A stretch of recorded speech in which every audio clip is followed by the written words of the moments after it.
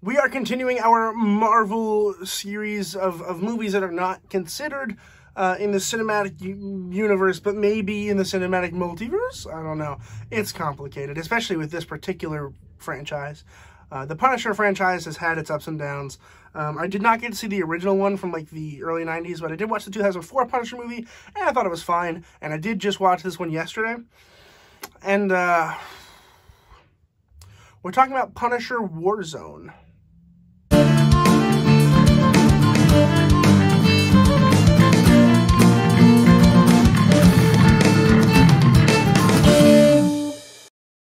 Punisher Warzone was released in 2008. It was written by Nick Santora and Art Markham and Matt Holloway and directed by Lexi Alexander. First of all, no spoilers, but the general idea is it's about the Punisher, who is after Billy, also known as Jigsaw, which we saw in Season 2 of Netflix's Punisher show. First thing I want to say about the film in general is when I realized about midway through the movie this was released in 2008, I immediately tanked my review of this. Like, I literally was like, oh, you know, this isn't too bad for like a mid-90s film. And I was like, wait a second, was this like 2000s? And yes, it was 2000s. I honestly was kind of enjoying it up until about halfway through the film, where I was like, we get to see the Jigsaw makeup, and like, I liked it. I was like, oh, that's pretty cool makeup, but also like, it's a little weird, but I was like, it's the 90s, it's excusable. And then I was like, wait a second, this isn't a 90s film. Like, and that's when I realized, oh, this is just bad. And that's really where it gets me, is knowing that it came out the same year as Iron Man, and it used that special effects. I realized the budget's probably pretty low, but also, they didn't have to do what they did with Billy. They didn't. I will say that there are some really brutal moments in this film, particularly revolving around Billy. There's the part, of course, where Billy, his origin, of course, in this movie is he gets thrown into a like glass shredder, and it's just like cutting him all up, which I thought was, first of all, really visceral and really creepy, and I was very uncomfortable. I don't know what the actual origin story is, like different strains of the comics, but it definitely felt like a weird Joker situation where like Joker's gonna toss into a vat of acid and boom, he's the Joker. But like here, it was really weird. It was like he's thrown into this glass thing and then it starts shredding. I'm like, ooh, like it was the most visceral like reaction I've had from a movie in a while. So that was good for you. But then everything else in this movie is kind of weird and lackluster. There's some great shots of like people's heads blowing up, which is really cool and it looked good. But I would have rather those have looked bad and then they focused more of their budget on Billy looking better, because Billy was really scary looking, but also like you could tell his makeup like immediately, and they could have done it a little better, particularly in 2008. We have so much technology in 2008 that like they didn't need to spend all that time with all of that makeup. They could have done it a little bit differently, tweaked a few things, made him a little bit more human looking, honestly. Would have actually sold it, I think, a little bit better. Let's move on past the 90s special effects they use in this movie.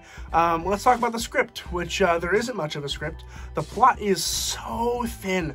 There are moments where, like, particularly the third part of the film, where they're just, like, running through the streets. And, like, it's like the Battle of the Five Armies, where, like, in that movie, they didn't really talk about why there's so many armies showing up. And that's kind of how I felt here. They're, like, Billy was like, hey, we'll pay you. And then there was this montage where, like, this 80s music was playing, and, like, there's like a bunch of people just like jogging through the streets with knives, and I'm like, wow, that's that's something different.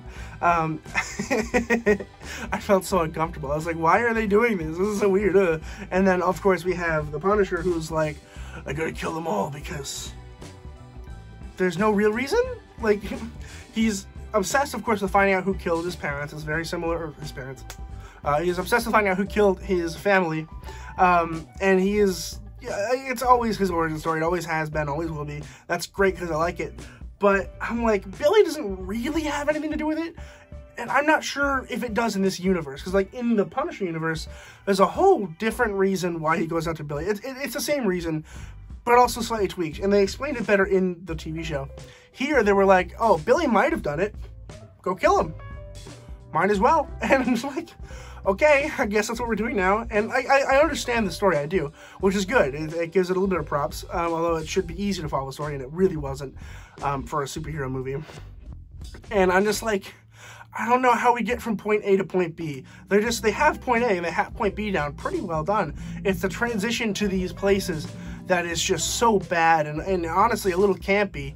And I'm just like, we didn't have to do that. We could have actually had a reasonable plot, extend the movie a little bit longer to add in these little filler moments, and they just didn't. The ending was cool and a little brutal, but like, and the very ending was almost comical, honestly. The very end of the movie is just like, hey, can you shoot this guy? And he's like, got you, pow, and that's it. They have a really cool lighting effect there that I really liked a lot. Didn't make sense, but I liked it. But that was really it. One more slight pro to this film is that it feels like a comic book.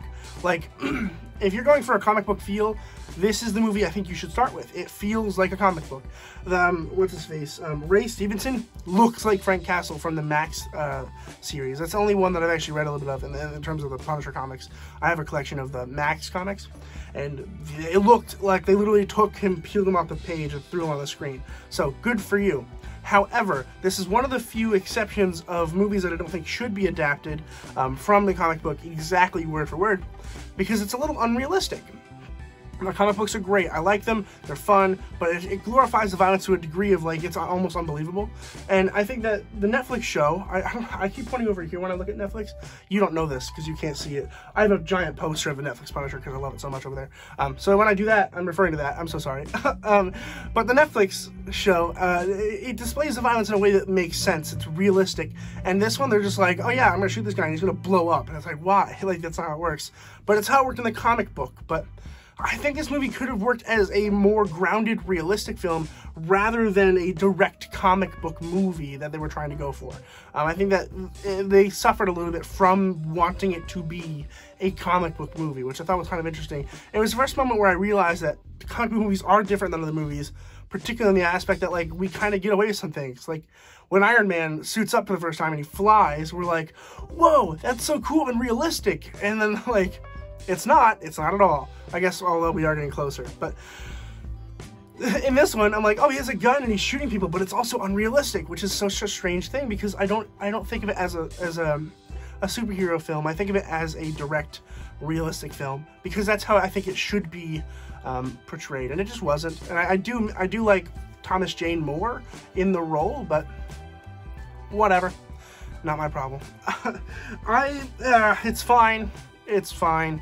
It's not very good, but I think some people are going to like it a lot. I just don't. I'm going to go ahead and give Punisher Warzone a D.